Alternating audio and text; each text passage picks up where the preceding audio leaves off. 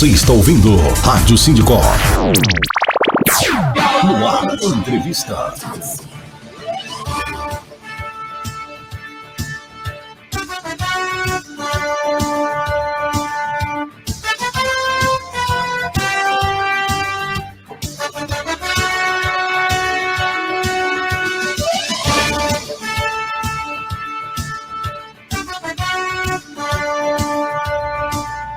Quinta-feira, 18 de agosto de 2022, aqui na Super Rádio Sindicop. Deixa eu só tirar aqui a nossa tarja para aparecer melhor. Isso, os nossos convidados. Deixa eu tirar aqui a nossa trilha, não é mesmo? Para a gente bater aquele papo legal aqui com o Arlindo Lourenço, não é mesmo? Deixa eu só ver com o Arlindo aqui. Arlindo, muito bom dia para você, meu querido. Você me ouve bem? Bom dia, Carlos Vítolo, bom dia, Carlos Neves, bom dia, ouvintes. Ouço bem, ouço perfeitamente. Legal, bacana. Para o Carlos Neves também. Carlos Neves, tudo bem, tudo certinho? Bom dia, fazendo um teste de microfone. Eu quero que você já dê as boas-vindas aí, como policial penal, como diretor representante do Sindicop, ao professor psicólogo Arlindo Lourenço. Bom dia, Neves. Bom dia, Carlos Vítolo. Bom dia, Arlindo. Muito prazer em revê-lo, Arlindo. Tive aula com você no meu curso de formação aqui em São Paulo, na Secretaria da Administração Penitenciária, e fico muito lisonjeado em você ter aceitado o convite conosco para discutir esse tema tão importante e que você é especialista nisso. Imagina, obrigado, viu, Carlos Neves? É um prazer estar aqui com vocês e espero contribuir de alguma forma aí para os debates da categoria. Legal, bacana. Gente, que alegria, não é mesmo? A gente poder hoje conversar sobre esse tema, não é mesmo? Porque precisa ser conversado. Não adianta a gente esconder, não adianta fingir que nada acontece, não é mesmo? A melhor forma da gente tomar consciência é justamente buscar o conhecimento, não é mesmo? Buscar o conhecimento. E esse é uma coisa aí, uma pesquisa importantíssima que o professor psicólogo Arlindo Lourenço fez e que vai trazer para a gente aí. Primeiro, eu queria ver com você, Arlindo, sobre essa sua pesquisa, um resumo assim, bem básico, não é? O que te chamou a atenção para que você fizesse, né, buscasse esse estudo, essa pesquisa, e se de fato não é aquilo que você esperava foi alcançado ou não. A sua expectativa ela foi, você entrou de uma forma neutra e aí falou, bom, vamos ver o que é que acontece no final da pesquisa. Bacana, Carlos Vítolo, sua pergunta é importantíssima. Não sei se dá para resumi-la, né? Resumir essa questão, mas eu ingressei como psicólogo no sistema prisional em 1991. Na penitenciária, hoje a penitenciária José Parada Neto, naquela época era a única penitenciária ali na região de Guarulhos. E não demorou muito, né, para perceber algumas questões relativas à saúde e saúde mental, né, tanto das pessoas que cumpriam pena, quanto também dos funcionários que ali cumpriam suas tarefas laborais, suas funções, né, como servidores e servidoras públicas. Foi passando pelo sistema prisional ao longo do tempo, e depois, em 1995, quando comecei a lecionar para a escola penitenciária, em cursos de formação de agentes de segurança penitenciária, ou em cursos de aperfeiçoamento, né, tanto para agentes quanto para técnicos, em que essas questões acabaram sendo melhor discutidas, vamos dizer assim, né? Nas aulas de saúde do trabalhador, por exemplo, uma das aulas que eu lecionei bastante, né, uma das disciplinas que eu lecionei bastante, a questão da saúde dos servidores, das servidoras, era algo diuturnamente discutido. E muitos relatos pessoais, né, eram trazidos. Então, assim, esses relatos pessoais dessas aulas, aliados à minha experiência e à minha visão, né, no interior da instituição prisional, dos elementos de saúde mental, que estavam, de alguma forma, sendo, podemos dizer assim, negligenciados, né? Foram os instigadores, né? Foram os motivadores da minha tese depois, né? No doutorado. Então, de 91 até 2006, né? Foram 15 anos praticamente em que essas questões foram amadurecendo, foram permeando a minha experiência, né, no interior da prisão. Tem um evento importante também, que eu acho que também vale a pena discutir e citar aqui. Em 2000, eu assumi um núcleo na escola penitenciária, que era o Núcleo de Acompanhamento e Intervenção Psicossocial. E era um núcleo que tinha como incumbência maior, principal, a implantação de uma política de saúde para os trabalhadores e para as trabalhadoras do sistema prisional, em que eu pude visitar muitas unidades prisionais pelo Estado, inclusive unidades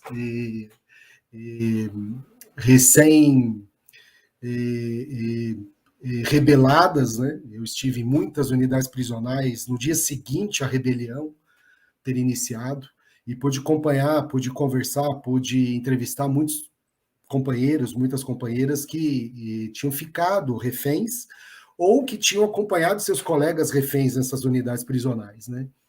E, bom, essas experiências todas, né, tanto como psicólogo no sistema prisional, quanto como professor na escola penitenciária, como também dirigente de um núcleo, né, de saúde do trabalhador e da trabalhadora penitenciária, deram aí um suporte, vamos dizer assim, para a pesquisa que depois acabou sendo realizada na USP.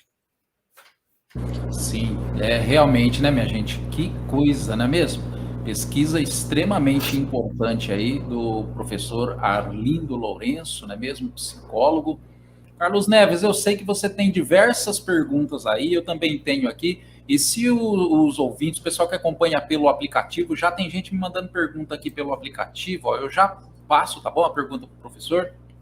E também você que acompanha pelo YouTube, pelo Facebook, você pode fazer perguntas aí também nos comentários que eu repasso, tá bom? Desejando um bom dia aí para Renata Cândido, para o Gustavo Seide, para a Sofia Siqueira, pessoal acompanhando a programação aí, não é mesmo? Que bacana, que beleza. Carlos Neves, eu sei que você tem aí uma enxurrada de perguntas, né? O Carlos Neves, professor Arlindo, que é policial penal, né? Diretor do Sindicop, que viveu muitas coisas, com certeza, dessa sua pesquisa, né? Por isso, é importante a participação dele aqui. Fica à vontade, Carlos Neves.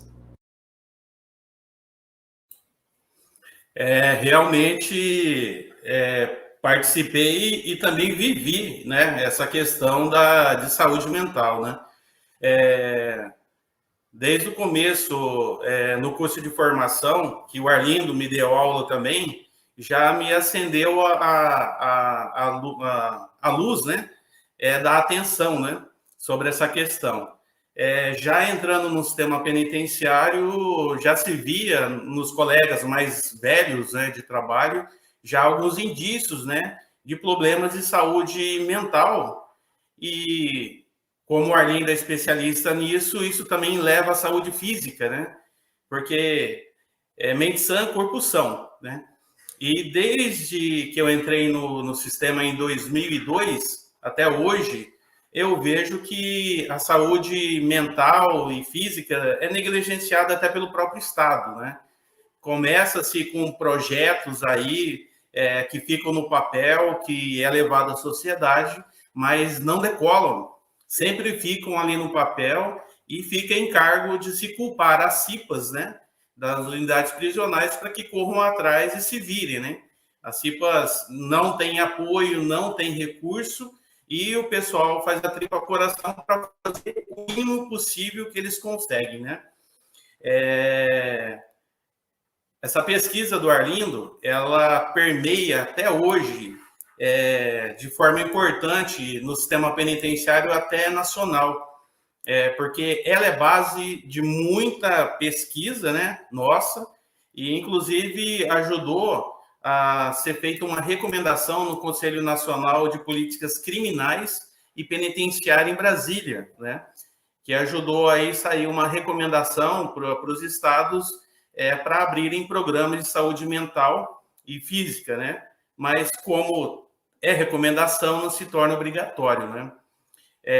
Vivi também essa questão da saúde mental e hoje a nossa secretaria é uma secretaria que tem muito problema de saúde mental, saúde física derivada da questão mental e os suicídios, né? Que o suicídio é o último recurso da pessoa doente, né? Para tentar sanar a sua dor. Mas em termos de suicídio também, não é que o suicídio aconteça porque o servidor trabalha no sistema penitenciário. Ele é mais um agravante de outros problemas que vêm a acontecer. É isso mesmo, Arlindo, o ponto de vista? É um agravante e pode ser um gatilho também, esses problemas que nós temos no sistema penitenciário? Bom, Carlos Neves, bom, inicialmente só mandar um beijo aqui para a Renata, minha companheira, que eu vi que ela está aí, a Sofia e a Maiara, que são minhas filhas, também estão aí acompanhando. Um abraço aos companheiros, às companheiras, aos colegas, amigos, enfim, tá bom? Meu grande abraço e um beijo a todos e todas e todos aqui. Carlos, você traz questões importantíssimas, né? Eu acho que assim, tem uma questão da política pública, o Gustavo Seiji, meu grande amigo, tem uma questão da política pública que é bastante precarizada, né? No meu trabalho eu chamo de pauperizada, né? Empobrecida, né? Se nós imaginarmos, né, que dentre as políticas públicas, as políticas para as pessoas que romperam o contrato social, né? As pessoas então que cometeram crimes, né? É uma das últimas políticas, né? Uma das últimas políticas a receber consideração efetiva no sentido de melhorias, né? Tanto em relação aos locais em que as pessoas cumprem pena e nesses mesmos locais que algumas pessoas cumprem penas, vocês, trabalhadores e trabalhadoras, laboram, né? 12 horas por dia, né?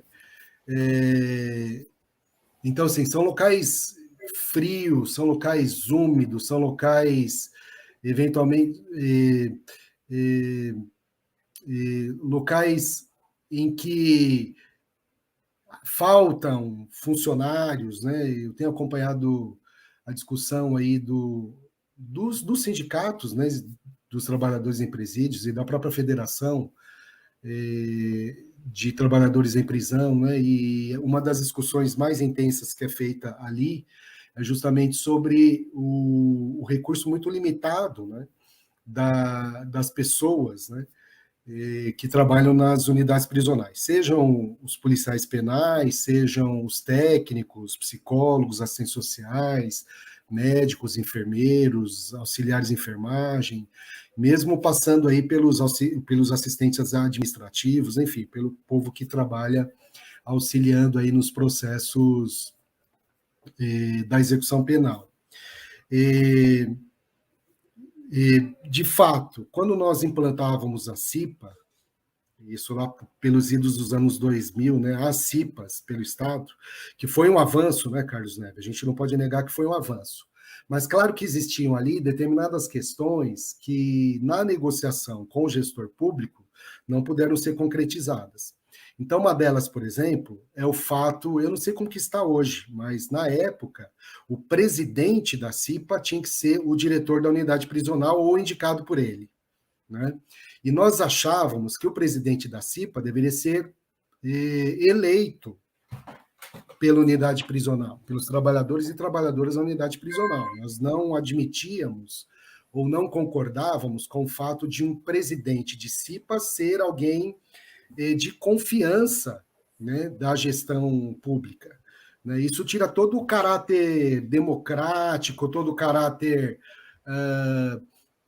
horizontal, né, da CIPA, porque a gente entendia que sendo o diretor da unidade prisional ou sendo um membro escolhido pelo diretor da unidade prisional, claro que ele faria muita força, né, no sentido de atravancar.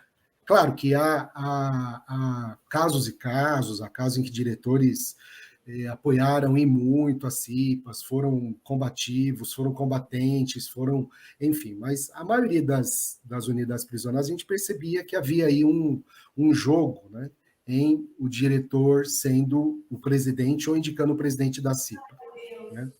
Sabíamos também dessa precariedade, porque assim, a CIPA nasce sem qualquer recurso, né, tendo que gerir os parcos recursos das unidades prisionais, né, mas nós entendíamos que, apesar das dificuldades, apesar das carências, a CIPA ia ser mais um instrumento possível de diálogo na unidade prisional, não é? Um instrumento ou um dispositivo que pudesse perceber ali a dinâmica, né, das relações, estabelecendo ali uma possibilidade de diálogo com outras CIPAs e um diálogo com a gestão estadual, com a Secretaria de Administração Penitenciária. Bom, a história vai nos dizer, né, e já tem nos dito, né, você tem unidades que as CIPAs deixaram de existir, você tem unidades em que as CIPAs são muito combativas, você tem unidades em que a CIPA está cooptada. Então, assim, nós temos experiências e experiências, né? Mas, de qualquer forma, naquele momento, a gente imaginava que a CIPA seria um bom instrumento, né, possível, dentro das condições que tínhamos de diálogo com a gestão estadual, no sentido de possibilitar uma discussão mais horizontal entre trabalhadores e trabalhadoras. Trabalhadores e trabalhadoras que, para se reunir na CIPA, não tinham dispensa de horários, né, tinham que fazer... Bom, a gente sabe de todos os problemas que tinham ali, né? Então, veja, uma política extremamente precarizada, pauperizada, empobrecida, como é a política penitenciária, né, uma política que é destinada àqueles entes sociais que a sociedade despreza, né, que a sociedade imagina vão ficar na penitenciária até morrer, né? É isso que a sociedade imagina para esse povo que está lá, né? Uma política pauperizada, empobrecida, estigmatizada como essa, né, para um povo que a sociedade não quer reconhecer, né, como igual, né? Tá certo? Tem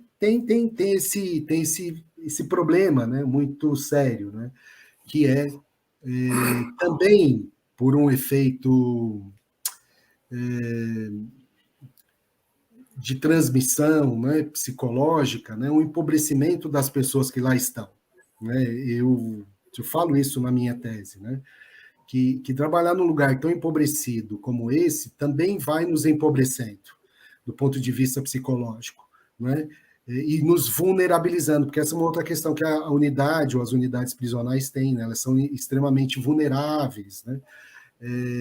A vulnerabilidade você percebe desde o momento em que você entra até o momento em que você a deixa. Essa vulnerabilidade, né, de ser um local que alguns chamam até de barril de pólvora, limítrofe, no sentido de agora está bem, daqui a pouco não está, porque acontece alguma coisa que tumultua, né, as vidas ali existentes. Bom, provavelmente também vai causar, né, ou vai permitir uma maior vulnerabilidade nos trabalhadores e nas trabalhadoras, né? Bem, em relação ao suicídio, né, Carlos Neves, nós costumamos dizer que o suicida, na maioria das vezes, ou na grande maioria das vezes, ele não... O desejo dele não é de se matar. O desejo dele é de matar aquilo que o faz sofrer. Certo? Só que ele não vê outra alternativa, né? A única alternativa que o suicida eventualmente vê, né, para aquilo que o faz sofrer é exatamente eliminando a própria vida, porque é a única forma que ele está conseguindo ver, desde que não tenha um apoio, desde que não tenha um acolhimento, desde que não tenha possibilidade de ver saídas, né, numa existência bastante sofrida, né? Então, vamos pensar, né? Um trabalho num local bastante insalubre, pauperizado, vulnerável. tá certo? Nos leva, né, do ponto de vista psicológico também, uma certa vulnerabilização, uma certa pauperização, um empobrecimento, certo? Isto, aliado a todas as questões, né, que nos cercam, todas as outras relações que nós temos, né, porque, afinal de contas, embora o trabalho seja um dos grandes atos, né, de homens e mulheres, né, da humanidade, no sentido da existência, não é a única relação que a gente tem. Então, nós temos relações familiares, relações conjugais, relações com amigos, relações de lazer, relações, enfim, uma série de outras relações. Mas não é improvável, né?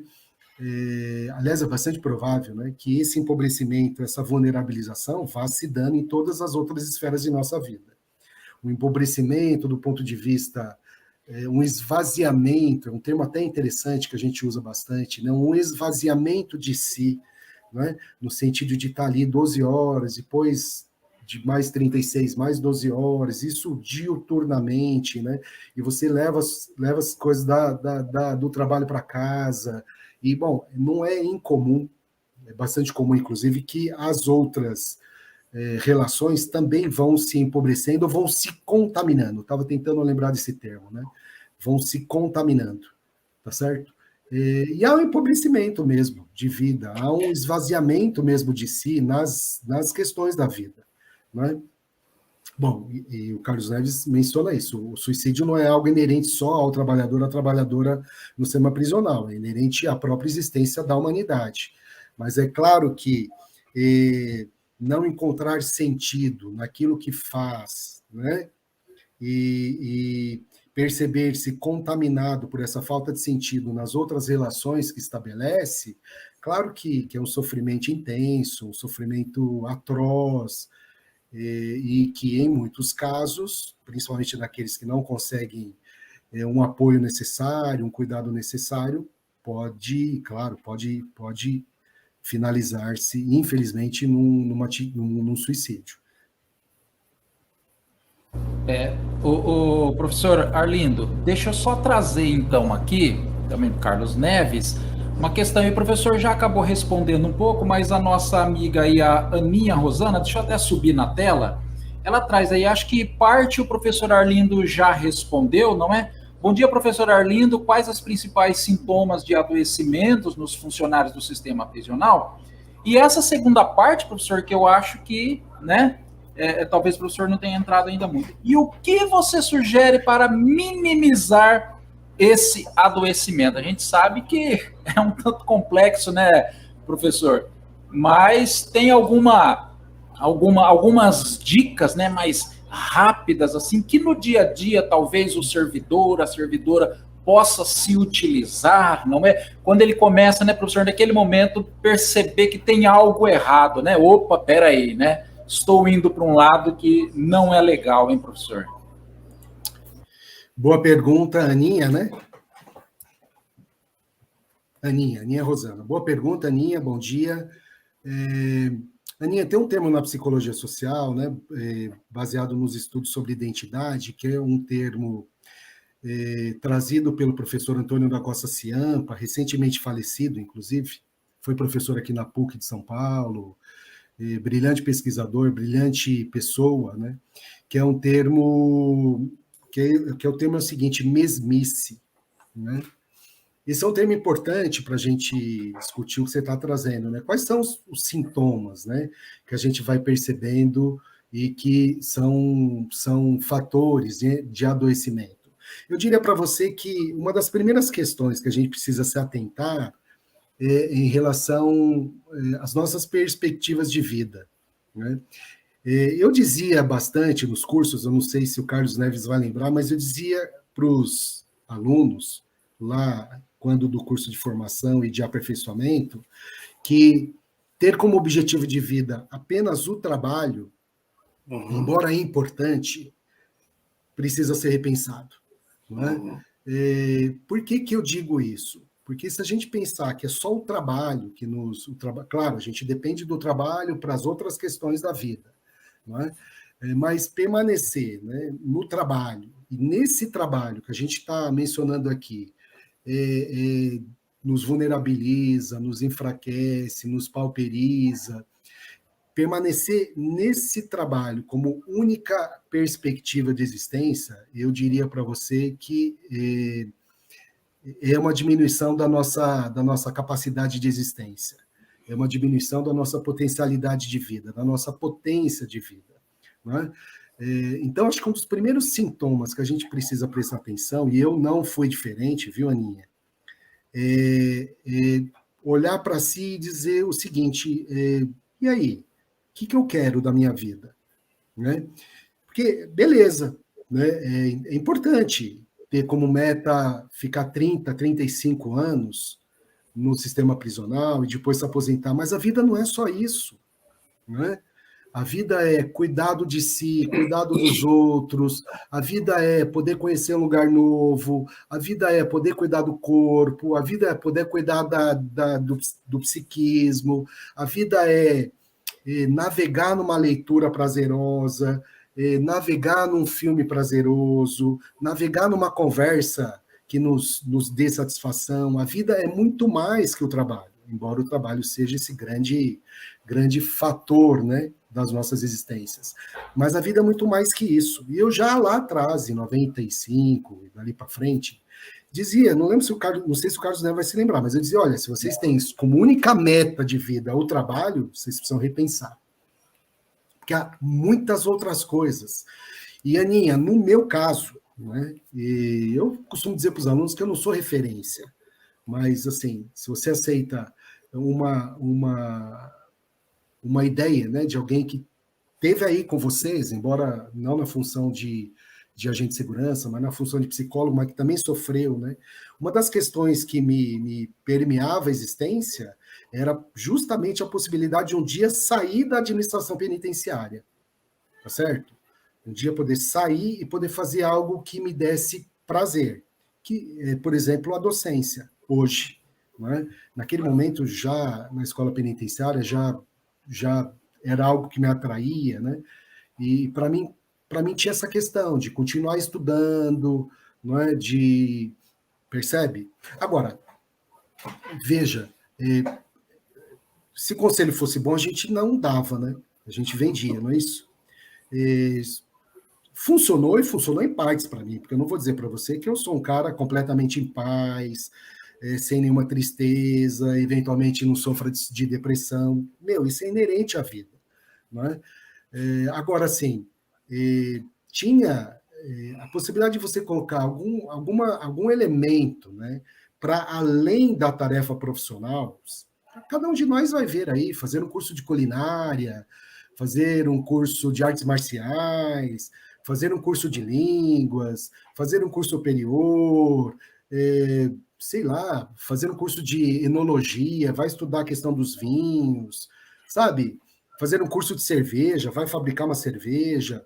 Essas questões, elas são importantes para a gente. Não é? Além do lazer, que a gente já sabe da importância do lazer, além das questões das relações, né, mais próximas entre colegas, entre amigos, familiares, conjugais. Não é? A grande pergunta é sempre essa, né? O que está mudando em mim? Tá certo? Porque a mesmice, apesar do termo mesmice, que pode significar que a gente continua na mesma, né? A gente nunca continua na mesma, tá certo? A gente está sempre mudando. Só que essa mudança nem sempre é positiva, né? Às vezes a gente tá entristecido, tá desanimado, tá infeliz, né? É importante nesse momento da tristeza, da infelicidade, não é? Parar um pouquinho e perceber o que é que está deixando triste, o que é que está deixando infeliz, né? E, se for o caso, procurar uma ajuda técnica, né? Seja um psicólogo, seja um psiquiatra, seja um médico, procurar uma ajuda técnica. Eu acho que, porque também é verdade, né? Se essa infelicidade, né, que hoje parece pequenininha, vai permanecendo, né? E eu vou permanecendo ali, né, no trabalho 10 anos, 15 anos, e aí olho para trás e falo assim, puxa, né, podia ter feito um monte de coisas. Bom, podia ter feito, não fez, vai fazer agora, tá certo? A grande questão é, não fez, não tem problema. O importante é que esse não fiz, né, algumas coisas, não sejam de novo um impedimento para começar dali para frente. Então, são questões que parecem simples, né, mas estudar, fazer algo que gosta. Eu costumava dizer até que a caminhada é boa, é um bom elemento de oxigenação, né, um bom elemento, que enquanto eu caminho eu estou pensando nas coisas. Para quem gosta, meditação e yoga também são elementos importantes, né? Mas, fundamentalmente, a busca por um auxílio, por um apoio, por um cuidado técnico é fundamental. É isso daí. Deixa eu mandar um alô aqui para o pessoal curtindo a nossa programação, não é? Hoje nós estamos recebendo aqui na Rádio Sindicop o professor, psicólogo, doutor, não é mesmo? Arlindo Lourenço, né? Ele que é docente, né? Lá na Universidade Estadual de Minas Gerais, não é mesmo? Mandando um alô, um abraço aqui para o Gustavo Martinelli, não é mesmo? Também para Renata Cândida, para Aline Lara, também para a Aninha Rosana, para a Renata Cândido aqui, né, de novo, mandando um alô para o Gustavo Seige, não é mesmo? Para a Sofia Siqueira, também no nosso aplicativo aqui, mandando um alô para o Antônio Carlos, para o Rubens, para o José Rinaldo, para o Alessandro, o Alex, o Fabrício, curtindo aqui através do nosso aplicativo. Para minha amiga Barli, lá em Goiás, não é mesmo, curtindo a programação. Também aqui a Josi, lá em Maringá. E um grande abraço para todo mundo. Daqui a pouco eu falo um pouquinho mais de nome. Tem bastante gente curtindo a programação aqui da Rádio Sindicop. Enquanto o professor Arlindo falava aí, eu me lembrava daquela música, o Neves, Epitáfio, lembra do Titãs, né? Devia ter amado mais, ter chorado mais, ter visto o sol nascer, não é mesmo?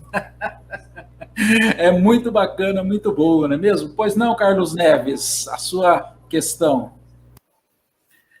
O Arlindo tem toda a razão quando fala que a gente não pode viver 24 horas o sistema penitenciário, né?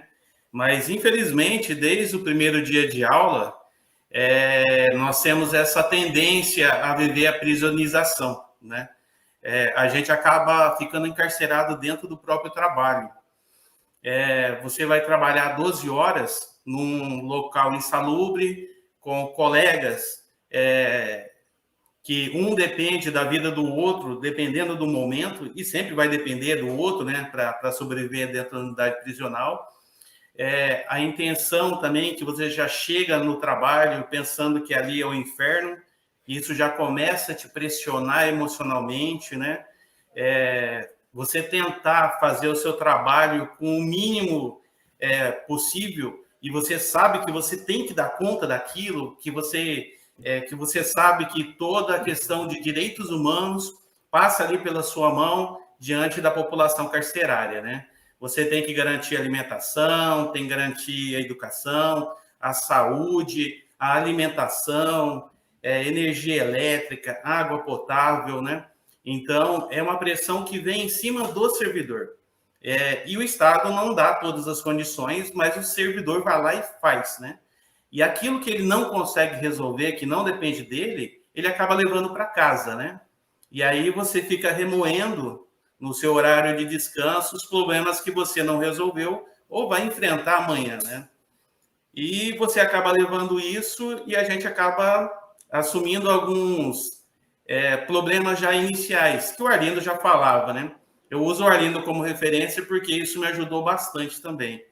Quando a pessoa ela não se envereda na bebida, quando começa a ter problema, ela acaba ficando em casa, trancado também, e acabam se perdendo aí para outros vícios mais complicados, né? Que às vezes pode ser a questão até das drogas, né? E essa questão de esquecer de si mesmo acontece. Hoje, nessa questão de saúde, 60% hoje do nosso pessoal, né, já tem problema de obesidade. Muitos desenvolvem diabetes, outros desenvolvem cânceres aí, e a gente vê essa nossa categoria ficando adoecida, né? E não se tem nenhum programa de saúde física ou mental efetivo, né? E o nosso instituto, né, o nosso IANSP, né, que é o Instituto do Servidor, que o servidor financia sozinho, mas é administrado pelo próprio Estado, não acaba administrando de forma correta e efetiva e não acaba oferecendo aquilo que a gente precisa, né? Que às vezes também é um acompanhamento psicológico. Também falo que o Arlindo está totalmente correto no seu trabalho e estudo, porque eu vivi esse problema do aprisionamento, eu vivi o problema da depressão e fui adquirindo os gatilhos também, né, nessa questão da saúde. Houve tempo que eu ficava ligado na unidade 28 horas por dia. Tinha tempo que eu trabalhava 18 horas por dia, né? Infartei, adquiri diabetes, pressão alta, né? E tudo decorrente dessa pressão, né? Que a gente mesmo cria e leva embora, né? Muitas vezes, até pensando em besteiras aí que todo mundo pensa, né? Na época também não tinha válvula de escape, né, Lindo? Que é aquilo que a gente precisa, né? Conversar, desabafar com alguém, né? Fazer uma atividade física, ir para a igreja, fazer um curso de culinária, né, Lindo? Né? Qualquer coisa para a gente arranjar uma válvula de escape para que isso não fique acumulando e chegue uma hora que a gente explode. E o pior, quando você adquire uma doença mental e não é bem tratada, não é cuidada, você acaba levando até quem está próximo de você junto, né? Que a gente vê aí casos, infelizmente, horríveis, né? E também falta um pouco de treinamento para aqueles que estão entrando, né? Hoje as CIPAs, elas até mando um grande abraço para todos aí os cipeiros do estado de São Paulo, porque não é um trabalho fácil, é um trabalho solo praticamente dos cipeiros, né? Não mudou, Arlindo, ainda essas condições, ainda o presidente é indicado pelas diretorias e é eleito um representante da categoria, fica como vice-presidente. Mas, infelizmente, esse pessoal trabalha um pouco engessado, mas são guerreiros, são heróis, acabam salvando vidas também, sim, mas, infelizmente, não conseguem fazer o que poderia ser feito. Pode ser feito mais, com certeza. E, baseado em tudo isso que eu já vi, eu acordei e fui procurar ajuda, né? Meio tarde também, porque eu já tinha infartado, já estava com problema de saúde, mas, como o Arlindo disse, há gatilhos também. Não é só o trabalho que leva a gente a fazer uma besteira ou ficar adoecido. Tem outros fatores também que contribuem para isso aí. Talvez o nosso trabalho seja o gatilho final, né? Mas se o servidor começar a sentir que ele não está bem, que a saúde está sendo prejudicada, que ele está se isolando dos outros, que ele foca em alguma coisa que não seja a própria dele ou a vida da família. Se preocupem, procure ajuda, converse com alguém, né?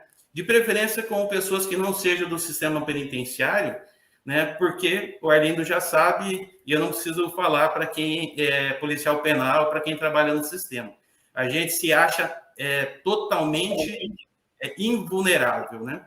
A gente se acha que a gente tem que suportar tudo porque você é um super-homem, você é um herói e que você não vai se mostrar fraco diante dos outros, né? Mas nós somos seres humanos, né? Todos somos seres humanos. E quando eu consegui sair desse problema, né? Que eu passei até com um psiquiatra para começar a tomar uma medicação, tudo. Então a vida vira uma bagunça tremenda. E você tem que se apoiar em alguma coisa. Você tem que ter uma âncora para conseguir sair desse problema, né? Então, aquele que sentir que tem problema, procure ajuda, né? E nós precisamos nos educar também dentro das unidades prisionais, porque muitas vezes a gente consegue identificar o problema lá no outro, mas muitas vezes não se leva a sério, né? O colega vira chacota, né? Zoação de um ou outro colega, E, infelizmente, quando se percebe que a coisa é grave, às vezes já chega a ser tarde, né? Então, nós devemos cuidar de nós mesmos. Nós devemos cuidar um dos outros, né? Porque a gente não vive sozinho nesse barco, né? O barco é grande e a gente precisa de muita gente para chegar em algum lugar. E nada mais do que isso o Arlindo pode nos dizer, né? Bom, Carlos Neves, eu acho que... Acho não, tenho para mim, né? Que nunca é tarde, né, para procurar ajuda. Acho que é tarde naquele momento em que a sua vida já não existe mais. Mas enquanto... Aquele velho ditado popular, né? Enquanto a vida, há esperança. Não é? Então, acho que você passou um tempo da sua vida sofrendo, em que você não conseguia encontrar, né, essa possibilidade de uma ajuda, né, externa, e eventualmente tem que ser mesmo de um profissional especializado, né? Mas você foi num determinado momento, bom, você fala, já tinha infartado, tá bom, mas você infartou, mas não morreu, continua aí, não é? E, quer dizer, esse profissional que você buscou, né, deve ser capaz de estabelecer com você uma certa relação em que essas coisas todas que a gente tem conversado aqui vão sendo repensadas, né? E que bom, né, que você está aqui hoje discutindo com a gente, trazendo elementos importantes, e o fato de conseguir fazer essa discussão, viu, Carlos Neves, já é importantíssimo. No momento em que a gente consegue falar de si, né, no momento que nós falamos de nós mesmos, né, somos capazes de dizer que, olha, sofremos, o sofrimento é inerente, né, ao humano, né, não tem problema. Esses dias eu ouvi na faculdade, né, em que eu leciono, um aluno dizendo que estava com vergonha, né, porque tinha passado lá por um episódio de ansiedade. Eu dizia, você não tem que ter vergonha nenhuma, nem de você, nem dos colegas, nem de mim, nem de ninguém. Né? Como que você tem vergonha de um fenômeno que é do humano? Né? O humano erra, o humano se engana, o humano tem problemas, o humano é isso, nós somos isso. Então não tem que ter vergonha, né? Porque se mostrou vulnerável. Nós somos vulneráveis. Aliás, a pior coisa, Carlos Neves, é exatamente isso que você trouxe, é se achar invulnerável. E você me lembrou que antes da tese de doutorado, quando eu fazia um curso de especialização em psicologia analítica, eu escrevi um trabalhinho pequeno comparando o agente de segurança penitenciário ao Sísifo, que é um personagem mitológico, né, um herói da mitologia, mas que foi castigado pelos deuses. Né? Qual que é o castigo de Sísifo? Rolar uma pedra, montanha acima, chega lá em cima, a pedra volta a rolar para baixo, Sísifo volta a descer, sobe de novo com a pedra, quer dizer, Sísifo fica diuturnamente carregando uma pedra para cima, olha a pedra baixar, sobe com ela de novo. Né? E assim, na mitologia, todas as mitologias, né, sobre heróis, os heróis morrem cedo. Não tem herói que morre velho, né? E não tem herói que morre com 100 anos. Os heróis morrem novos, né? Tá certo? Morrem novos, porque é tão intensa a sua existência, né? Tá certo? Que é como se houvesse um envelhecimento psíquico, né, e neurológico, enfim, bom, sei lá, estou aqui só teorizando, mas os heróis morrem novos. Podem olhar aí na mitologia todos os heróis, todos eles morrem novos. Então, assim, não tem que ser herói. Né? Tem que reconhecer que adoece, que tem pânico, que tem ansiedade, que tem depressão, que tem infelicidade. Não é? A questão não é isso, a questão é, percebendo isso, procurar ajuda. Não é? Procurar ajuda, para que isso não se cronifique, porque é fato, se cronifica. Não é?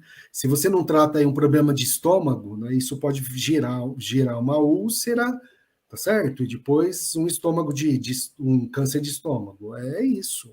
Né? Eu tenho problema de visão, não vou ao oftalmologista, daqui a pouco estou enxergando mal. Né? Então, assim, as questões psicológicas, as questões ligadas às emoções, né, elas também precisam ser vistas. Né? Ainda temos, né, essa visão de que quem procura psicólogo, quem procura psiquiatra, é louco, né? Louco é quem não procura, tá certo? Louco é quem não procura, porque, assim, esperto aquele que procura, né? É um louco sadio, não é? É um louco esperto, não é? Louco no sentido pejorativo, né? Nem acho que o louco, mas louco no sentido pejorativo.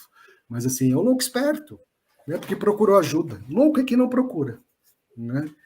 Então, é parte, né, da nossa possibilidade de continuar existindo, né? Procurar ajuda técnica, estabelecer boas relações, né?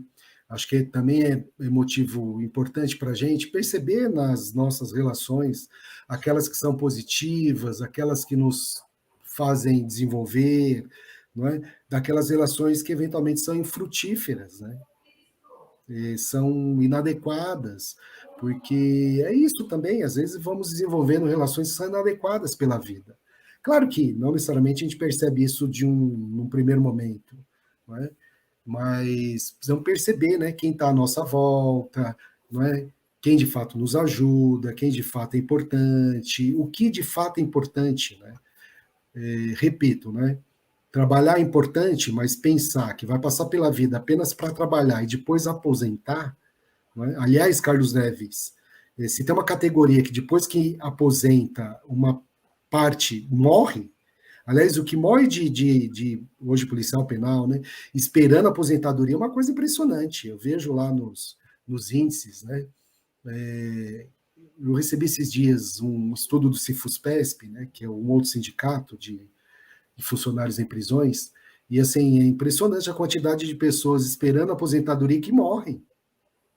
Então é isso que a gente quer, né? Trabalhar diuturnamente, né, Carlos? 36 horas, 48 horas, 72 horas, né? Ou a semana toda pensando em prisão, né?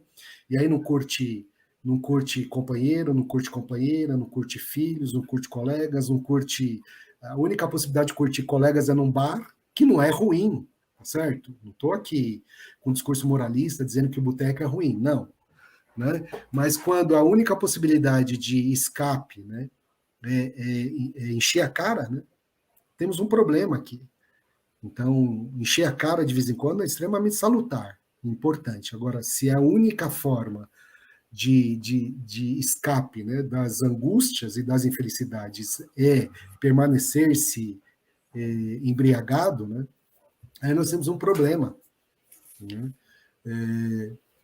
Então, questões importantíssimas essas que você traz. Né? Precisamos mesmo olhar para si, né? Olhar para cada um de nós, olhar para aquilo que estamos fazendo, perspectivar nossas existências. Bom, onde eu quero estar daqui a pouco? Não é? Aposentado, com 50 anos, com 55, com 55 anos a gente tem condições de fazer muitas coisas. Tá bom, posso pensar que com 55 anos eu me aposente e depois vou fazer o que eu gosto. Mas por que você não faz o que você gosta já? Né? Porque é fato, né? Tem pessoas que começam a trabalhar na cena prisional e decidem que não tem condição de ficar ali. Conheci gente assim. Falou, Arlindo, não tenho condição de ficar aqui, não. Isso não é para mim. Não é? É um reconhecimento, né? Um reconhecimento do limite. O reconhecimento daquilo que é capaz ou daquilo que não é capaz. E que a gente também não precisa ficar se desculpando por isso, se envergonhando por isso. A gente é capaz de algumas coisas e não é capaz de outras. Né? Eu lembro que eu fazia psicoterapia, eu era atendido, né, em psicoterapia, lá nos anos de 90, né? E a minha psicoterapeuta chegou num momento que ela falou assim, Arlindo, você não pode continuar nesse lugar, se referindo à prisão. E eu ainda fiquei uns 15 anos depois que ela falou isso. Né? Mas, que é isso, não é fácil mudar, né? Não é simples, tá? Então não posso ficar e, bom, eu peço exoneração e faço o quê? Não é? Fato é esse, é que às vezes esse é um lugar em que, reconhecidamente, né, pela OIT, Organização Internacional do Trabalho, é um lugar dos mais insalubres. E olha, né, que a OIT, quando faz as suas pesquisas, ela faz as pesquisas globalmente. E nós temos pelo planeta, né, países em que as prisões seriam comparadas no Brasil a hotéis 6 estrelas. Agora, mesmo nessas prisões, né, que para nós seriam hotéis 6 estrelas, os funcionários adoecem em relação ao trabalho. Quem dirá no Brasil, né? Em que um funcionário só tem que trancar 600 presos, né? Um funcionário só tem que olhar 3 gaiolas, você tira um plantão com 10 funcionários durante o dia, 3 funcionários à noite, né? Então, assim, quem dirá, né, no Brasil, em que a carga, né, que sobra para o trabalhador, para a trabalhadora, é extenuante, né, exaure. E às vezes a gente brinca aqui em casa, né? Puxa, eu estou exaurido, não é? Porque sim, a exaustão é uma questão nossa também, né? Nós podemos nos exaurir, né? Estamos tão exaustos, né, da vida, né, que ou a gente encontra aí uma maneira de sabe, relaxar, né? Sabe a chaleira, né? Ou a panela de pressão que precisa, né? Um bom exemplo é a panela de pressão, que você precisa tirar a pressão antes de abrir, senão explode, né? Então, cada um de nós, né, isso funciona diferentemente para cada uma de nós. Temos que encontrar. Bom, temos que primeiro admitir que nós somos seres vulneráveis,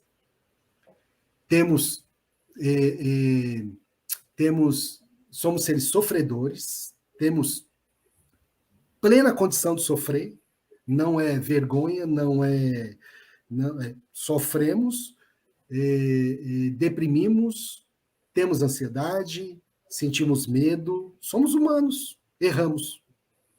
Né? Primeiro admitir isso. Em admitir isso, né, tentar perceber aí qual é a margem possível de manobra. Porque é isso. Não dá, eventualmente, para deixar esse trabalho. Tá certo? Bom, mas se não dá para deixar esse trabalho, ao mesmo tempo ele está me adoecendo, eu tenho que encontrar alguma coisa aqui, porque é fato, senão infarta. Ou morre, não é? Ou adoece de tal forma, né, que eventualmente fica encostado num hospital psiquiátrico, fica encostado no interior da própria casa, né, ou seja, preso no interior de uma instituição muito parecida com a prisão, que é o hospital psiquiátrico, ou preso na própria casa, né, sem condição de sair, sem ânimo, sem disposição. Então é necessário pensar nessas coisas todas. E eu aproveito e mando um abraço aqui para o Gustavo Massola, professor da USP, meu amigo, né, e que também tem trabalhos interessantes sobre a prisão, principalmente sobre as APACs. Gustavo, um abração para você. Obrigado pela presença. Já se prepara aí, Gustavo. É um cara interessante para vocês chamarem também. Também com o Gustavo, viu, Gustavo? Depois a gente vai pegar o contato aí, para a gente marcar, né, um dia aqui também, para a gente bater aquele papo, viu? Bem bacana, né? Já está feito o convite, viu, professor Gustavo? Professor Arlindo, essa questão da angústia, do medo, da preocupação dentro do sistema prisional, toda essa pressão, eu queria saber, porque nós vivemos ainda uma pandemia, e nós acompanhamos no início da pandemia um aumento dessa pressão para cima da categoria dos policiais penais. Uma, que os policiais penais não tiveram como trabalhar no sistema home office, né? Tiveram que permanecer ali, queiram ou não queiram, eles tinham que estar ali, pegar transporte público, não é? E, de certa forma, viver a aglomeração. Isso gerou uma pressão muito grande. O boletim da Secretaria da Administração Penitenciária, o último gerado pela SAP, que é de ontem, 17 de agosto, aponta a morte de 122 agentes penitenciários. Esse é o número de óbitos, não é mesmo? Confirmados aí com o exame PCR 3.289 e positivo em teste rápido 3.646.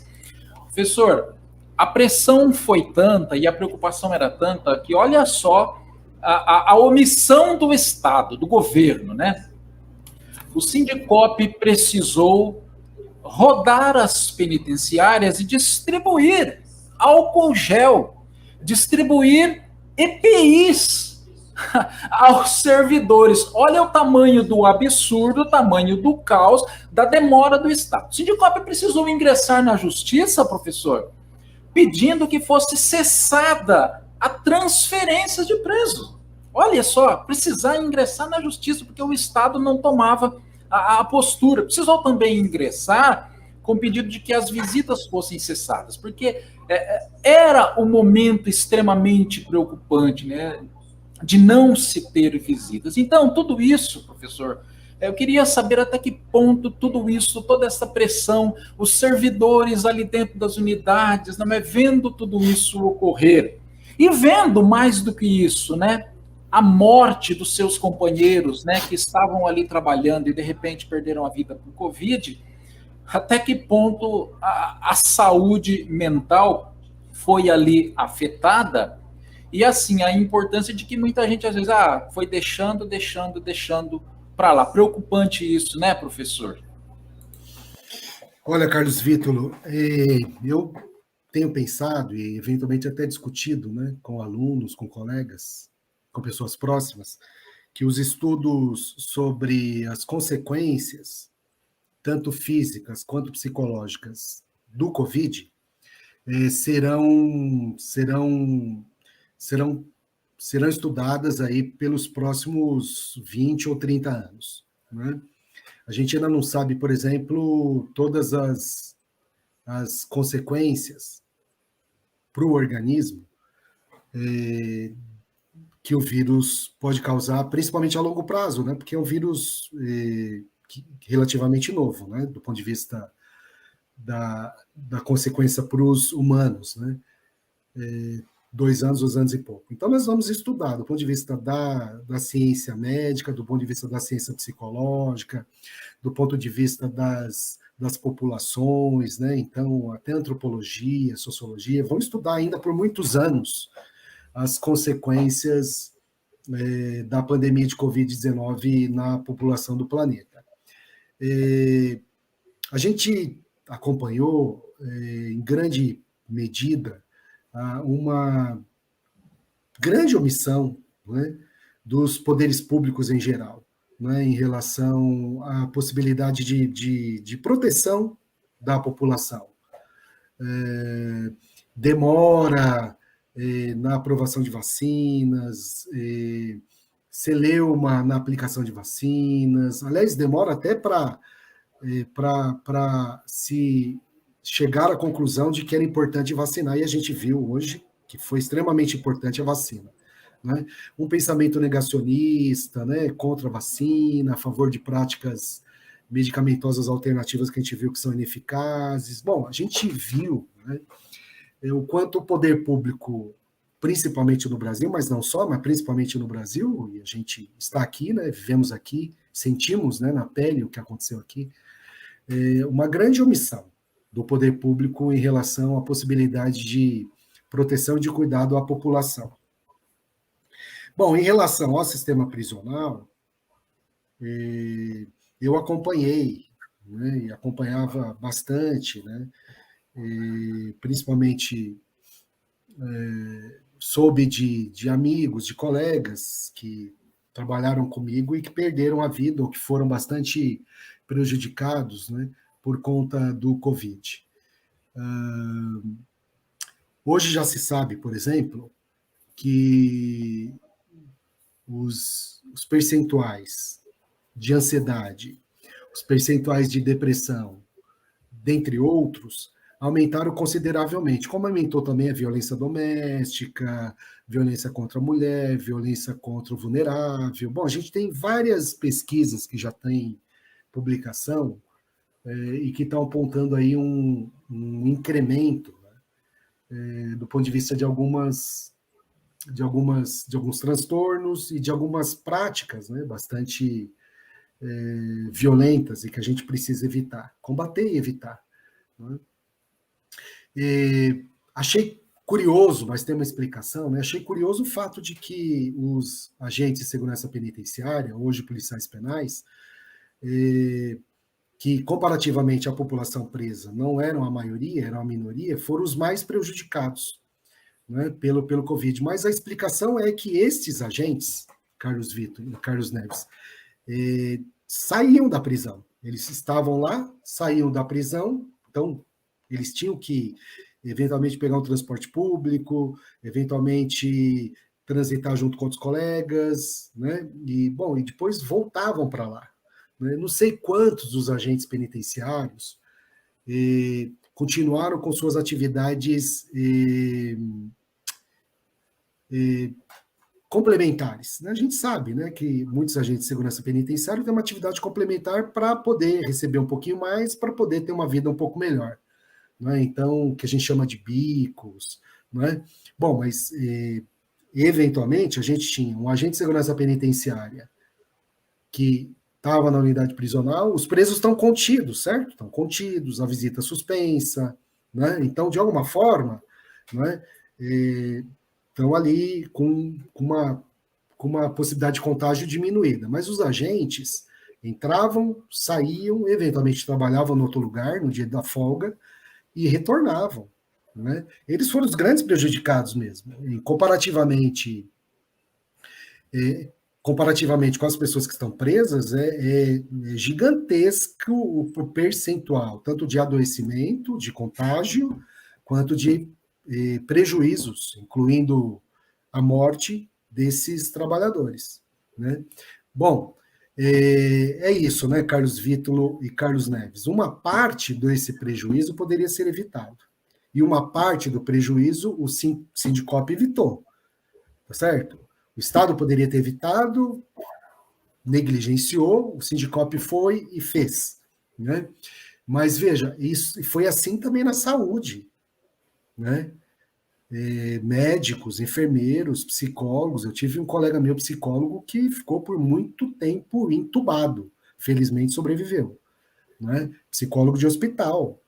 Né? Então, assim, o que vocês contam também foi similar a outras instituições. Depois nós tivemos o retorno presencial às aulas, né, quando os especialistas diziam que ainda era cedo, ainda era prematuro, e a gente viu também professores e professoras sofrendo, né, prejuízos em relação a isso. Bom, então nós temos um prejuízo que poderia ser evitado, mas é negligenciado pelo gestor público. Né? Ela é gestor público no Brasil que tem uma tradição de negligenciamento, né? Tá certo? Do cidadão, da cidadã. Isso aí, a negligência do gestor público é meio estruturante aqui das nossas relações políticas. Né? Agora, o que a gente viu e assistiu recentemente, que há tempos a gente não via, era o negacionismo, né? Certo? E que também gerou um prejuízo gigantesco, e podemos dizer que centenas, talvez centenas de milhares de pessoas poderiam ter sobrevivido, não é? Se não houvesse esses dois fatores. O primeiro, o negacionismo, né? Principalmente na esfera federal, mas também em algumas esferas estaduais, e segundo, a negligência do poder público em relação ao cidadão e à cidadã que paga imposto. Não é? E é isso, né? Eu sou a favor de que cada pessoa que perdeu seu ente querido para o Covid, quando já existia vacina, que entre com ação contra o Estado, entendeu? Vamos discutir na justiça, entendeu? Porque assim, se já havia vacina e não foi vacinado e a pessoa contrai Covid e morre, a negligência estadual ou do nível federal. Então, eu teria que taxar, sabe, assim, ações e mais ações, né, na justiça comum contra os gestores, porque é assim, né, é um direito que foi negligenciado, se tem vacina, né, porque teve um momento que não tinha vacina. Depois ficou aquela coisa de traz, não traz vacina, que aqui já tem um elemento importante também para a gente denunciar. Né, e depois traz vacina, mas a vacina está em teste, não pode ainda aplicar. Né? Bom, tem aí, a gente podia ser mais célere, né? Nos elementos que hoje comprovadamente a gente reconhece como grandes aliados, né? Veja os índices de contaminação, de adoecimento e de morte pelo Covid hoje, né? Continua adoecendo, continua contaminando e continua morrendo gente, né? Mas com a vacina, inevitavelmente, nós reduzimos os índices, índices que a gente controla, né? Não lota UTI, então dá para a equipe médica trabalhar com mais qualidade, né? Você não tem que manter alguém que precisa da UTI numa maca comum, num corredor. Então, veja, você estabelece um índice de condição de atendimento que a rede pública, né? Principalmente foi a grande soberana, né? Uhum. Mas também a rede privada, que também ajudou, né? A rede complementar, a tratar adequadamente as pessoas que eventualmente são contaminadas e precisam ser hospitalizadas. Tá certo. Daqui a pouquinho mais uma questão do Carlos Neves. Deixa eu só trazer aqui a questão da nossa amiga policial penal Aline Lara, professor. Ela traz aí um comentário, né? Professor, compreendo que o cuidado com a minha saúde enquanto pessoa é meu. Buscar por estar saudável é busca pessoal e isso, consequentemente, refletirá profissionalmente. Ela continua, né? Minha dúvida ainda quanto à responsabilização pelo adoecimento. É tão difícil lidar dia a dia com a indiferença do Estado a ponto de tentarem convencer que a culpa é de um perfil de funcionário. E aí ela finaliza, né? Traduzindo, né? Ela dá uma risadinha aí, tirar as 12, né? Tem sido o conselho comum e buscar significar nossa própria função a condenação. Obrigado, Aline Lara, pela participação. É isso, né, professor? Aline, importantíssima a sua questão. Não discordo em gênero, número e grau. É isso. Não é? Não dá para despenalizar ou descaracterizar a negligência estatal, né? a precarização, quase como política, né? Que o Estado tem estabelecido ao longo das décadas, na questão do atendimento das necessidades de trabalhadoras e de trabalhadores. Não dá para negar, né? Eu também fui líder sindical por muito tempo, estive em negociações muitas vezes na Secretaria de Administração Penitenciária, né? Assim, não dá para negar. Não dá para negar que o gestor é negligente, e se a gente querer mais, é criminoso, certo? É criminoso, porque assim, a partir do momento que uma coisa é negligência, outra coisa é não fazer nada em relação a essa negligência, né? Essa omissão é criminosa. Então, concordo em gênero, número e grau com você, no sentido de que, assim, não dá para não perceber, né, as atitudes extremamente negligentes, omissas e criminosas de um Estado que mantém para o trabalhador, para a trabalhadora, as condições que existem hoje. Por outro lado, Aline, também é isso. Me parece que você percebeu bastante bem e percebe bastante bem essas questões, né? Beleza. O Estado é negligente, o Estado é omisso, o Estado é criminoso, tá certo? Mas também há um elemento nosso, de cada um, né? Nosso, enquanto categoria profissional, né? E aí o Carlos Vítolo trouxe uma questão extremamente importante, né? Que se não fosse o sindicato tomar algumas atitudes, provavelmente mais pessoas teriam sofrido em relação ao Covid e mais colegas, né, teriam eventualmente falecido por Covid. Então, vejam, tem uma questão que é nossa enquanto categoria, nossa enquanto trabalhadores e trabalhadoras, no sentido de nos organizar, né, para tentar alterar esse estado de coisas. Então, nós temos 3 níveis. Vamos pensar aqui, viu, Aline? Seguinte, o nível organizacional, o nível da instituição, no caso de vocês, a instituição estatal, Secretaria de Administração Penitenciária, negligente, omissa e criminosa. Uma outra questão é a questão da organização de trabalhadores e trabalhadoras, né? Desde Marx, né, nós sabemos que ou nos organizamos ou seremos engolidos né, pelas políticas capitalistas neoliberais. Marx não tinha a questão do neoliberalismo na época, mas já tinha o capitalismo. Né? Então, assim, ou nos organizamos e, de fato, cobramos, né, os nossos gestores públicos, ou também, do ponto de vista organizativo, né, teremos aí um acréscimo no sofrimento. Né?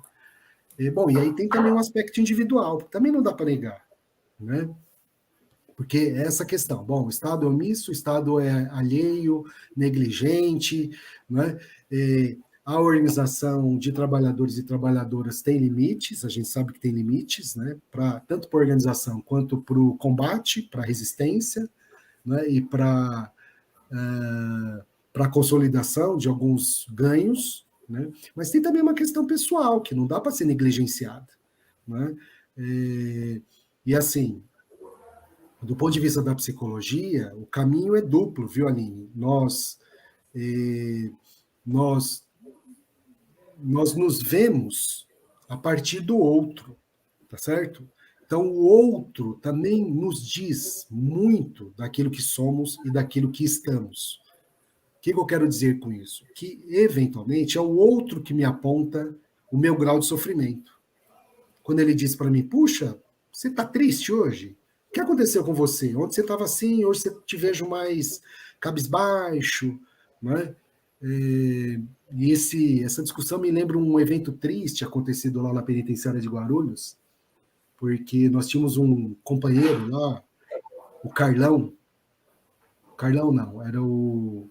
Bom, eu esqueci o nome dele, mas era um rapaz bem alto,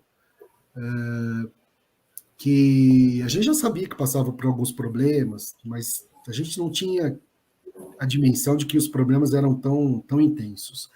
Mas que uma vez eu estava ali no P3, né, um portão da muralha, e estava ali conversando com outro camarada, agente de segurança, e esse rapaz, Eduardinho, o nome dele era Eduardo, ele era grandão, a gente chamava ele de Eduardinho. O Eduardinho passou por nós, e eu falei, e aí, Eduardo, como que você está? Ah, tô bem, tô correndo. E ele passou correndo, praticamente, para a portaria. É meio comum isso, né, Carlos Neves? Vocês correrem, andar rápido, tá toda hora preocupado com uma coisa com outra. Pô, ele passou correndo por nós e eu estranhei aquele gesto do Eduardinho, mas assim, nada me indicava que ele poderia tirar a vida naquela noite, né? E o Eduardinho naquela noite se suicidou. Eu fiquei pensando, né? Falei, puxa vida, eu percebi que ele estava diferente, mas eu não tive condição de perceber que esse diferente era um diferente tão intenso, né? Isso até, às vezes eu me cobro, às vezes eu fico, sabe, pensando se eu podia ter feito alguma coisa, mas porque é o outro, né, que percebe, às vezes, né? Claro, se a gente pudesse voltar atrás, né? Talvez eu teria ido atrás dele naquele dia e falado, Eduardo, o que aconteceu? Por que você está correndo? O que é que está correndo? O que está acontecendo? Não sei se isso ia garantir, né, que ele continuasse existindo, mas pelo menos eu teria feito alguma coisa. O fato é que não fui capaz, mesmo como psicólogo, não fui capaz de perceber que aquele tô correndo significaria tô indo embora. Né?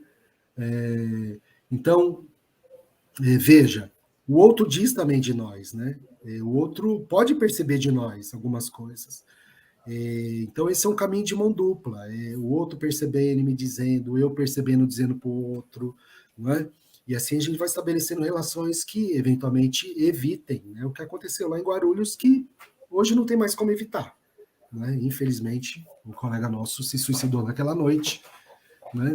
Talvez a gente podia ter feito alguma coisa, o fato é que não conseguimos. Né? Porque é isso, né, Carlos? Você até pode me dizer, mas esse movimento, tô correndo, é muito comum, a gente ouve isso. A gente vê as pessoas, elas estão num passo acelerado dentro da unidade prisional. A unidade prisional nos acelera, né? E elas estão... E aí ele fala, tô indo, tô correndo. Falou assim. Não vi mais o Eduardinho. Né? Então, Aline, extremamente importante para você, mas a gente precisa pensar essas 3 instâncias: institucional, né? E precisamos cobrar. E a gente cobra como? A gente cobra por meio do esforço coletivo, por meio das organizações sindicais, das organizações de trabalhadoras e trabalhadores, da CIPA, né, de uma comissão interna, né, de trabalhadoras e trabalhadores, mas tem questão pessoal, que não dá para negligenciar também. E olha, dizia isso lá atrás, né, nos cursos, no limite, esse é um lugar que, eventualmente, alguns de vocês precisam deixar. É isso. Esse é o limite. Não é? Eu deixei em 2015. Depois de mais de 10 anos, dizer assim, puta, não aguento mais, não quero mais, isso não me agrada, isso não me satisfaz, Mas ainda demorei, né? Que foi aquele tempo lá que a psicóloga que me atendia dizia, Arlindo, você não pode ficar aí. Demorei mais 15 anos para sair. Bom, eu só saí por conta de condições que foram favoráveis ou não, né? Porque eu saí para dar aula numa universidade pública, como temporário, e onde eu fiquei só 4 meses. Então, vocês imaginem, né? Era funcionário público há 24 anos, saí porque arrumei um cargo de professor temporário, e era 40 horas também, não dava para conciliar, tive que sair. Fiquei 4 meses, e aí eu deixei de ser servidor público e estava desempregado. Não é? Vejam, são as questões da vida. Depois teve um evento importante, não demorei muito a arrumar emprego, e veja, isso foi, vamos dizer assim, foi impactante, foi assim, mudou a minha vida. Né? Hoje eu estou no lugar que eu gostaria de estar, que eu sempre planejei, depois de um tempo, né? Que é a universidade pública, né? Como professor. Então, posso dizer que apesar dos reveses, né? Hoje eu estou no lugar que eu quero estar, tá certo? Mas, é claro, essa é a minha vida, não é a vida de vocês. A vida de vocês é diferente da minha. Cada um daqui sabe onde quer chegar, planeja onde quer estar, mas tem que estar sempre colocando como questão de que, assim, só aposentadoria é muito pouco. Vocês podem não chegar à aposentadoria. Né? Aliás, quem sabe, né? O amanhã, quem sabe depois, né? Então, assim, sejam capazes de planejar a vida para além desse trabalho. Acho que isso já é importante. Para além dele. O que vocês podem fazer para além dele? Eu acho que isso pode ser determinante aí, saindo, então, da mesmice, né? Entrando no outro termo que a gente conhece também lá, oriundo do CIAMPA, né, que é a mesma idade, ou seja, uma possibilidade de estar sempre se reconfigurando, né, se transformando, tá certo? Claro que a gente deseja no sentido positivo, né, apesar da dor, da infelicidade, da tristeza, da doença e da morte, que são inevitáveis, né, conseguindo viver. É isso daí. Nós estamos chegando ao final do programa Revista Nacional. São 10 horas e 23 minutos, não é mesmo? Minha gente, quando a conversa é boa, né? Quando a gente recebe orientações, não é mesmo? Parece que a coisa passa, assim, né? A gente poderia ficar uma semana aqui conversando, viu? Com o professor Arlindo, não é mesmo? Que a gente também gosto. Nem perceber, não é mesmo?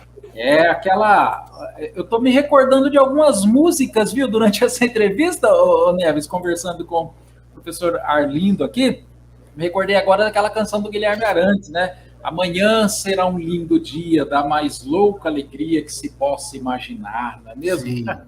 E dá para a gente pensar também na música do Raul Seixas, Metamorfose Ambulante. Quero ser aquela metamorfose ambulante. Né? Acho que é importante, porque o CIAMPA traz a questão da identidade como metamorfose, né? Ou seja, pensando na possibilidade de uma transformação de uma lagarta numa borboleta. Verdade. Neves, as suas considerações finais para a gente chegar ao final do programa, depois nós vamos dar aí também mais um minuto para o professor Arlindo para as considerações finais deles. Neves, eu sei que você tinha muito mais questões, mas nós estamos com mais de 1 hora de programa aqui. Quem sabe uma outra vez a gente traz novamente o professor. Obrigado, viu, Neves, pela sua participação. Então, Vitor, estouramos o horário em quase meia hora já, né? E que é incrível, né? Ninguém está cansado, né? Mas essa discussão é importante, é uma discussão que a gente não faz no âmbito nosso do trabalho e muitos evitam discutir esse assunto, né? Porque quando se fala em saúde psicológica, a gente tem esse tabu gigante, né? Esse tabu que a gente esconde, que protege, e a gente vê que todo mundo tem problema, né? O Arlindo me lembrou que sofrimento é inerente à vida, e isso é realmente verdade. E que a gente não pode viver o problema 24 horas por dia, tem que viver outras coisas, né? Infelizmente, no sindicato, a gente não pode fazer isso, né? A gente vive 29 horas por dia de sistema penitenciário, né? A gente acaba carregando o problema dos filiados, das pessoas junto com a gente, aonde a gente vai, né? E todo ano, tanto em nível federal como no nível estadual, o Sindicop e as outras entidades também, né? Não é só o Sindicop, né? Entidades de todas as categorias cobram dos governos, tanto federal como estadual, programas de saúde física e psicológica para todos os servidores e também para a população, né? Mas, infelizmente, não decola. E aí criam núcleos, né? A SAP peca nisso, cria núcleos de atendimento e quando a gente cobra, fala, não, o núcleo existe, né? Mas como é que vai sair uma pessoa lá de Riolândia para fazer um atendimento psicológico lá em São Paulo? Para 40 minutos, ou às vezes até menos? Como é que alguém vai sair lá da ponta, perto do Rio de Janeiro, da Baixada, para fazer um atendimento lá em São Paulo? Né? Um atendimento. Imagina se ele tiver que fazer 10 sessões, né? Acaba sendo humanamente mais estressante ainda, né? Então, a SAP já lançou vários núcleos de atendimento. Hoje, as coordenadorias dizem que tem, mas às vezes não é acessível, né? Não tem como chegar até lá, né? E aquele núcleo, Arlindo, que você participava, né? O núcleo de atendimento de saúde psicossocial praticamente nem existe mais na SAP. Infelizmente, né? Foi absorvido pelo CQ Vidas, né? Pela Central de Cipas, e infelizmente hoje também continua da mesma forma que começou, né? Devagar. Mas não é por causa dos servidores, é por causa que o sistema não funciona, né? Inclusive, em Brasília, saiu uma normativa para que a saúde física e psicossocial dos servidores fosse uma prioridade nos estados. Quando saiu, aqui nós falamos, opa, agora a gente vai resolver muita coisa. Mas, infelizmente, durante o governo Dória e também do Rodrigo Garcia, nada aconteceu. Piorou com a questão da pandemia, né? E com a má administração também do IANS pelo governo, também a coisa piorou mais um pouquinho, porque a intenção é privatizar tudo, né? E tudo privatizado é o sonho do Estado, né? Menos Estado, menos direito para a população e menos atendimento também. E mais lucro para empresas privadas, né? Mas a luta é essa, a luta é uma luta de todo dia. O Sindicop continua nessa luta da questão de saúde, tanto quanto o IANSP, quanto para os programas de atendimento, e nós estamos aqui para a categoria naquilo que precisar, mas eu digo que se cuidem da questão física, cuidem da questão psicológica, porque não tem só depressão, tem várias síndromes, ataque de pânico e outras coisas, né? E como o Arlindo disse, o outro percebe bem. Fique atento. Se ligue na sua saúde, porque a saúde é sua, não é dos outros, tá? A vida é sua, a vida não é dos outros. E toda essa questão de sofrimento, ela pode ser minimizada, ela pode ser melhor. Você tentar se transformar em uma pessoa melhor, uma pessoa que se cuida e que tenha mais expectativa na vida, né? Não só o sistema. Mas para quem não consegue sair, vamos nos cuidar.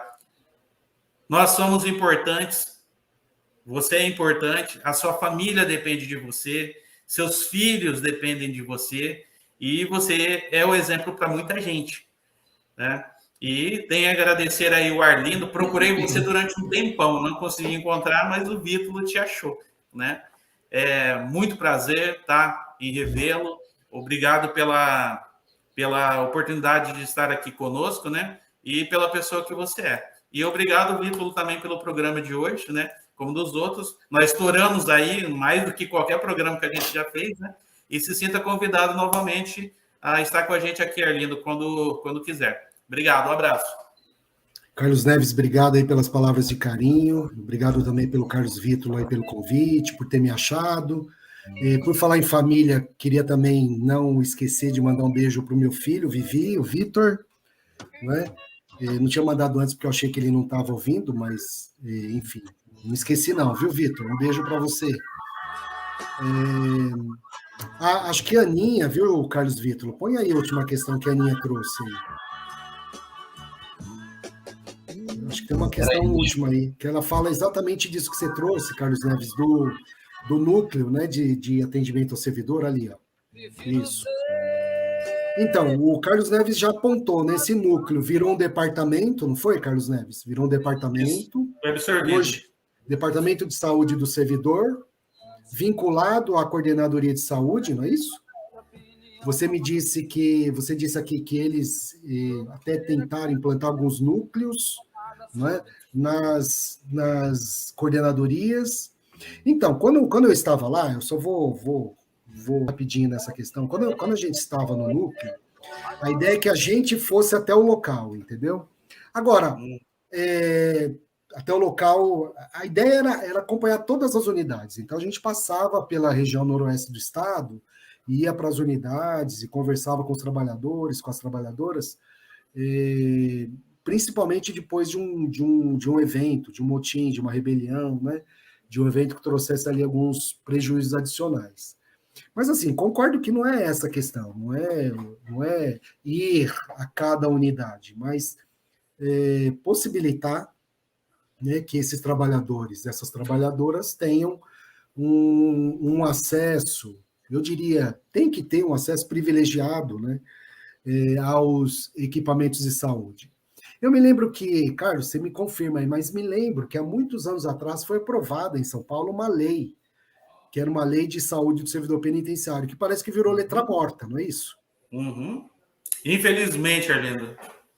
Então, talvez fosse o caso, eu já disse para o Cefuspesp aqui em São Paulo, talvez fosse o caso de resgatar essa lei e tentar a aplicabilidade dela, né? Claro que é uma lei já de mais de 15 anos, talvez 20, precisaria ser adaptada, precisaria ser conformada aí à realidade de hoje, mas talvez, tendo como parâmetro aí a dispositivo do DEPEN, né, para a questão da saúde dos servidores nas prisões, dos servidores e servidoras, tentar dar uma repaginada nessa lei e, de repente, cobrar, né, do gestor, né, porque é fato, né, a OIT diz isso, não sou eu, é um dos locais de maior insalubridade dentre as instituições, né? O trabalhador penitenciário, das 10 profissões mais perigosas, é uma delas, né? Então, assim, é fato, vocês têm elementos, né, estatísticos, inclusive de organizações internacionais, apontando o óbvio, o sofrimento inerente ao trabalho nessas unidades prisionais. Muito mais quando elas são precárias, como são, né? E olha, estão falando de São Paulo, hein? Quando a gente sai daqui, vai para o Maranhão, vai para o Ceará, vai para o Piauí, aí é terra arrasada, tá certo?